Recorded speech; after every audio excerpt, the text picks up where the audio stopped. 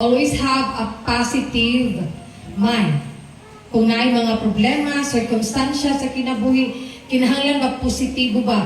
Kay kung unsa man gud ang atong ginahuna, mao po nay mahitabo sa atuang kinabuhi. Mag-reflect kanunay ang naa sa atuang mga panghuna-huna. So kung naa sa panginahanglan, kinahuna-hunaon nimo nga naa gyud ang provision sa Ginoo. Naa sa balatian, hunahunahon po nato kanunay nga ang Dios maoy ato ang mang-aayo. Inaanak pa mo, always have a positive thoughts because what you think will eventually happen sa inyong mga kinabuhi. Kay walay lisod para sa mga anak sa Ginoo kay naay Dios nga mag-uban.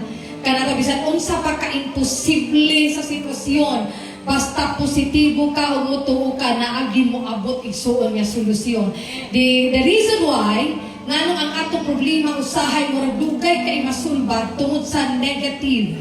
Kay usahay mo anak magduta nga imposible man ni mahitabo, imposible man ni ihatag sa Ginoo, imposible man ni masulbad. So tungod kay nag-negative ka, nag-ingon na kang imposible, mauna nga dilikid siya mahitabo. Pero kung nakay bayro ng 50,000 pananglitan, huwag mo yung ganit ka nga tagbuo na siya sa Ginoo, mahitabo, gid na siya. Kaya mo may imong gitunguhan.